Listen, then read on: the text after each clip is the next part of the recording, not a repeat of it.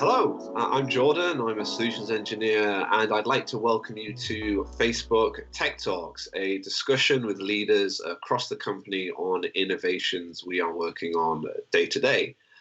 So today's topic is around digitalization during and after COVID-19.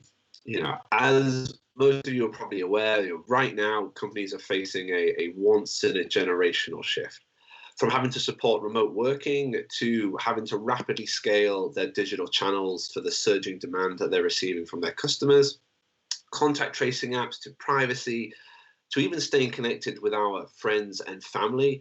Technology is playing an absolutely crucial role during this COVID-19 pandemic.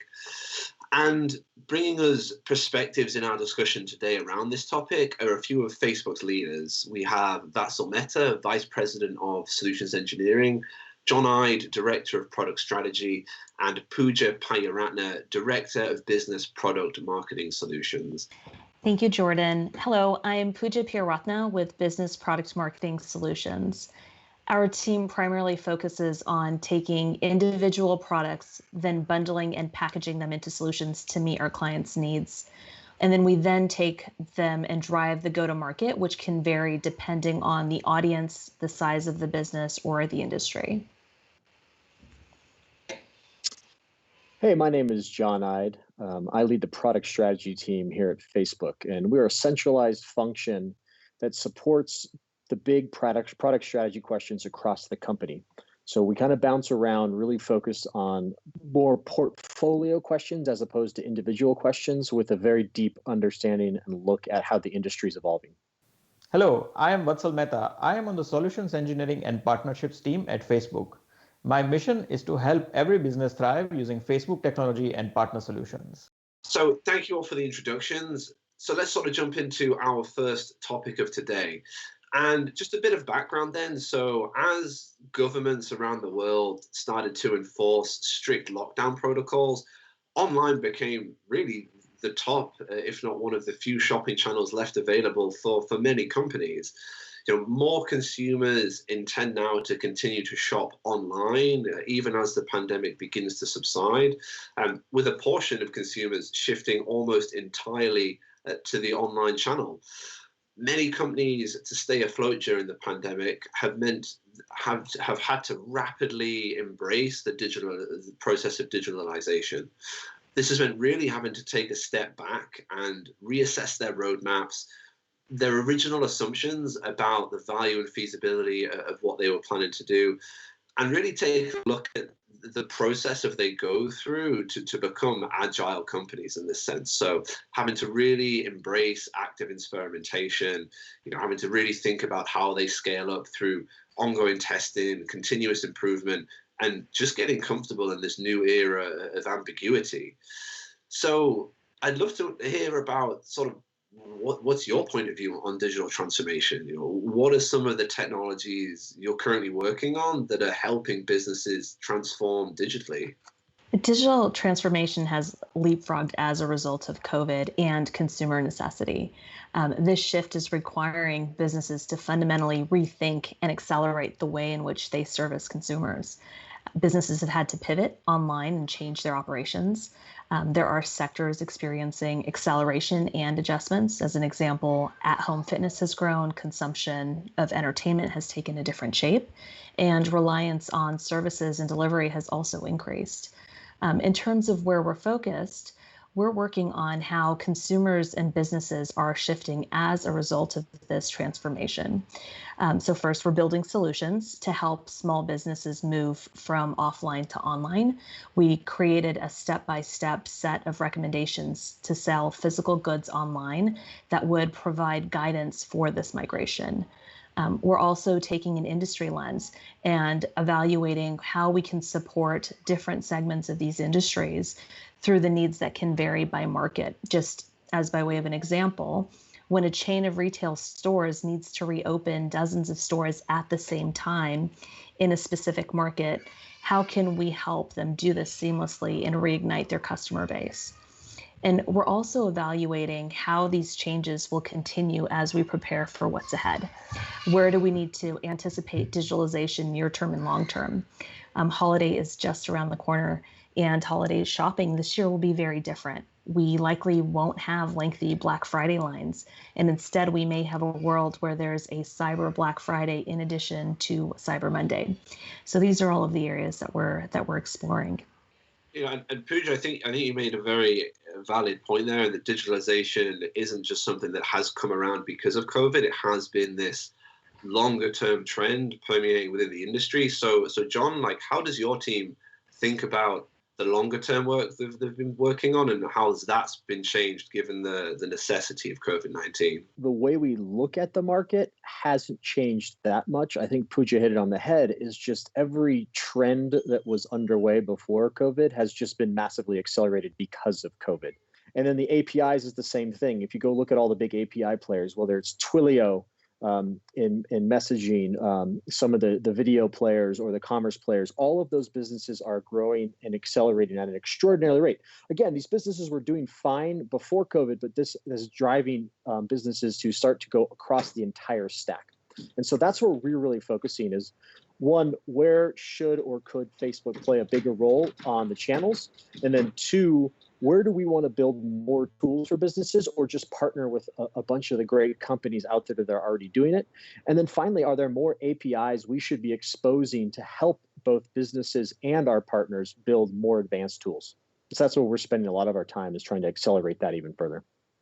And I think even in the last 6 months, Facebook has been able to help bridge that gap in some respects, and be able to start putting out some tools to really help businesses throughout this period. So Batul, I'd love for you to share some of the thoughts that you have around how Facebook and some of the work that you've been doing has been able to help businesses throughout the challenging times of COVID-19. We are seeing acceleration of digital transformation trends that were already underway pre-COVID. People are spending more time than ever connecting with each other and with businesses online. We have moved as many activities as possible online. Governments are talking to their constituents digitally. Businesses are engaging with their audiences and transacting as much as possible through digital and contactless channels. Businesses and institutions of all sizes are seeing massive shifts in communications online. Several businesses are reporting more than doubling of e-commerce volumes year over year. So as you mentioned rightly, John, and Vatsal, a large number of transactions have rapidly moved online. And it's really important, especially in tech, to predict and recognize these trends quickly, and then to think ahead and be able to execute on top of them. But it's of utmost importance for us to really meet customers where they are today. And digital products and businesses have helped solve the challenges of a new normal where availability and delivery are key. Consumers are increasingly turning to downloadable or streamable consumption, as you rightly mentioned, John, and businesses must ask themselves, like, what parts of their product or service portfolio can actually be digitized, as digital is now not just merely a supporting function, but it is a real core driver of value. So I guess, John, like, what are the biggest challenges in digitalizing businesses from offline to online? I think historically, the biggest challenge for businesses, especially kind of medium and small business, is trying to figure out if the ROI is there to make the jump, because there's a daunting kind of big upfront investment to do it, especially when they look at most years ago, it was just the big companies that were able to fully digitalize their business. I think a couple of trends that were underway before COVID was the adoption and creation of like a bunch of SaaS companies that were building incredible CRM solutions for smaller businesses, for even very tiny vertical businesses. And the ROI was getting better, but now because of COVID, it's entirely out of necessity. They have to, because basically the R isn't even there unless they become digital and they take part in the digital world. And to me, the becoming a digital business starts with your core, which is your CRM or your order management system, kind of your customers and your products. And you have to start there, and then plugging in, or if it comes with the SaaS solution you use, getting in all your sales and marketing tools aligned into that. So you have one digital system that you can actually start to optimize. And this is where testing becomes key. As you start to get this data, you didn't have it before. You didn't have all this digital data. And to really leverage it, you have to start testing and analyzing and really trying to optimize for your goals and your outcome. And then there's what we are really thinking about as a company as we look forward is with privacy becoming more and more important for consumers, for regulators, for policy, the idea of developing scaled loyalty and consent management for this digital data is becoming really important. Again, this used to be the world of just the big guys who could do loyalty programs, but no longer. Smaller, there's plenty of players out there that can help any business really build a loyalty program, build a consent management program. So everyone is dealing with the digital data in an extremely privacy aware and privacy safe way. We are seeing innovation and third-party solutions in every aspect of business value chain, including e-commerce, where platforms are innovating to make it easier for a business of any size to set up an online shopping experience and start taking orders. Buy online and pick up in store, as well as appointment booking, has seen significant growth in solutions and adoption. There are also various innovation in payments, including buy online and pay later to touchless payments, and a significant shift in logistics and fulfillment services, including warehousing and third-party delivery services. I think some of the patterns are similar to what John and Václav shared, but there's quite a few challenges in digitalizing businesses. What's happening now is COVID forced the necessity, and it happened well before these businesses had the ability to anticipate and prepare for the migration at this accelerated rate. There is a challenge for businesses to meet the needs of their customers.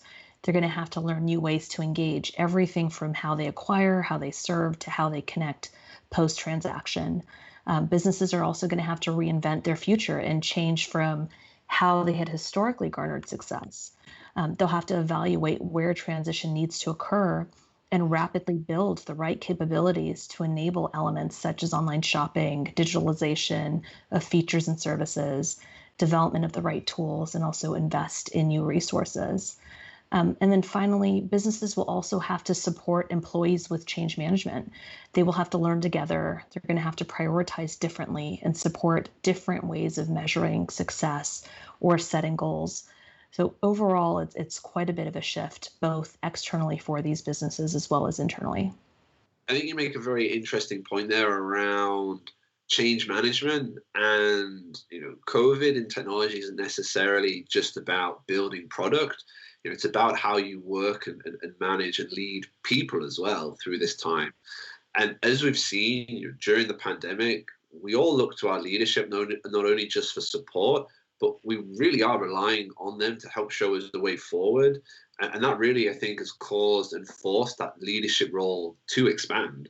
Mm-hmm. And during this pandemic, as digital transformation has become really critical, like leaders have to really level up and align on those business priorities, as it's really the first major shakeup of its kind that a lot of our digital leaders and companies in this time have really had to face.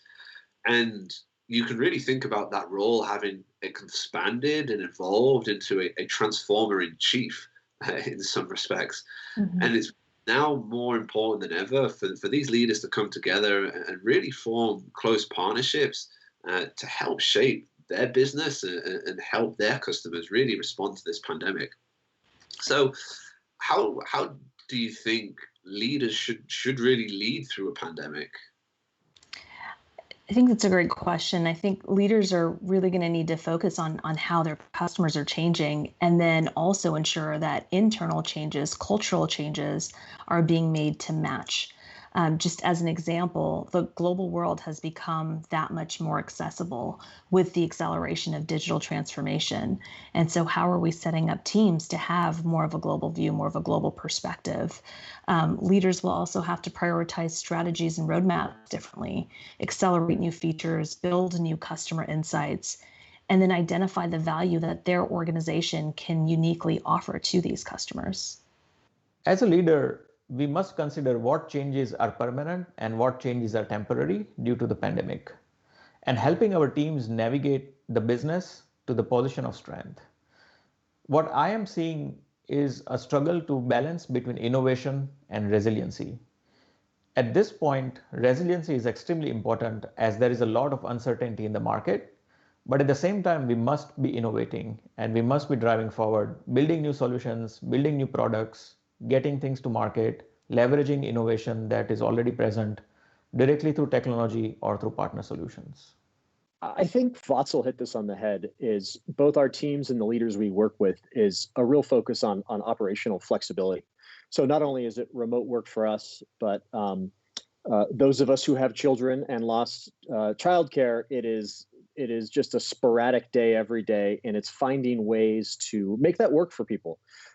Whether it's doing as much as we possibly can asynchronously, working different hours through the day, just give people the flexibility to do what works for them.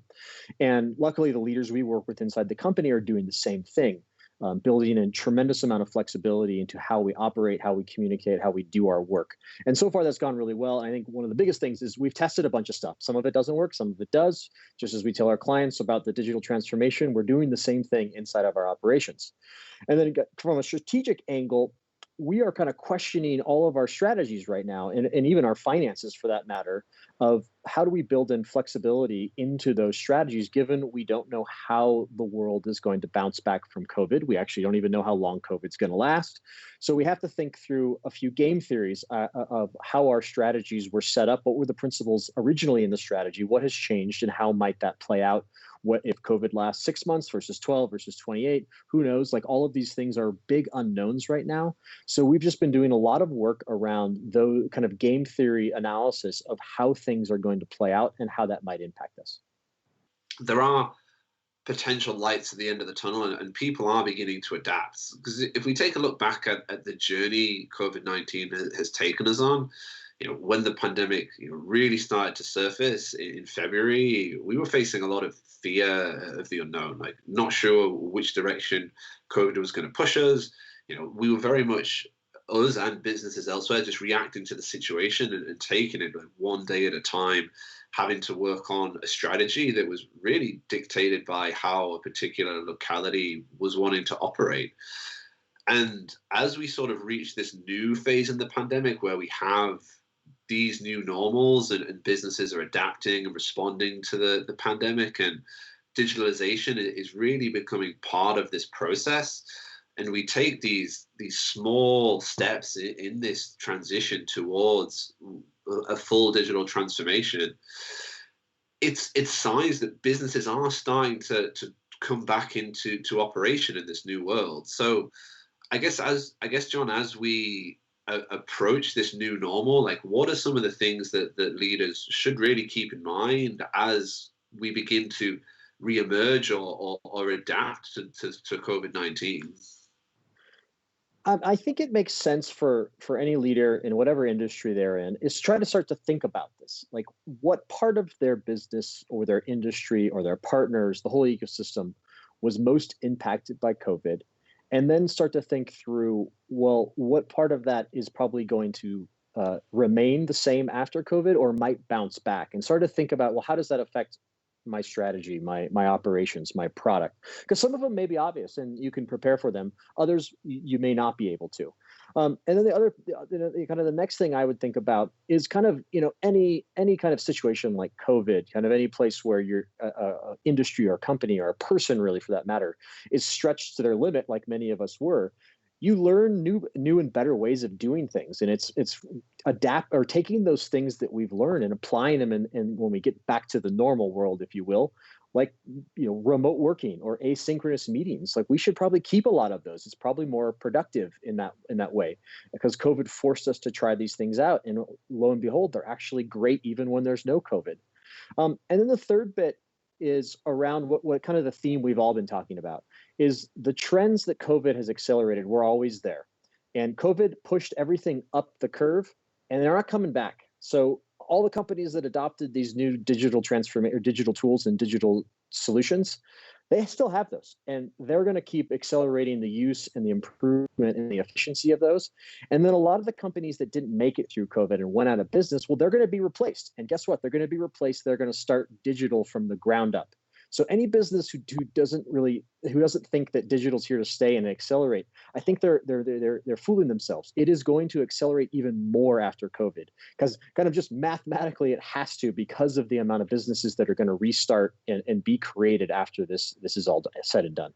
And I guess finally, Pooja, I'd love for you to close on how leaders in businesses that are part of industries that are going to be fundamentally different, like what advice or guidance can you give them to help navigate and re-emerge from this pandemic? I think that's exactly right. Leaders and businesses need to recognize that there are some industries that will be forever different and others that will change to a varying degree. During COVID, we saw a surge in gaming, an acceleration of e-commerce, and with travel, almost a complete shutdown for the next 12 to 18 months at least. So in addition to the industry changes, there's also market nuances. Consumer readiness in some of the parts of the world, it may vary for that same industry as well. So that's a lens to keep an eye on. But with any change, opportunities emerge. And those that have the ability to identify these opportunities first will be the first to market and the first to lead. And leaders should be careful not to default to protect what they've historically had, but instead evolve and change towards this digital future, as uncertain as it may be. So I think that's a really salient point to close on and think about as we wrap up this episode around digitalization and COVID-19. Leaders and businesses need to really get into this evolution mindset and really think about how they can embrace and adapt to what is happening around us versus retreat and shield away from what potentially is a real fundamental shift in how the world is going to operate going forward. I think one of the things that our work at Facebook is really focused on is being relentless and continuing to help businesses thrive during this difficult year. We're all 6 months, 7 months into this pandemic, and all of us have had to settle into this brave new world. And as John alluded to, get really good at changing our habits. We have kids at home, we're no longer touching our faces, we're sanitizing our hands constantly. We're wearing masks, we have to shop online more, we're working from home a lot more, and we've become masters at this art of socially distancing ourselves from one another. This episode today is a great example of that, where we're all currently socially distant, we're sat in our respective homes in completely different parts of the world even, and we're recording this together digitally for everyone so that everyone can hear. And amidst all of this, we're going to have to continue to work hard and really stand and support businesses, and while we continue to do everything we can to bring the world closer together. So I'm going to wrap on that and firstly thank you to Vatsal, John and Pooja for joining us in conversation today and sharing insights around everything that's been going on with digitalization and COVID-19. And for everyone that's joined us, thank you. This is just the beginning. If you've liked the discussion, please subscribe to Facebook Tech Talks to stay tuned for our next episode. And until then, stay safe and thank you for joining us.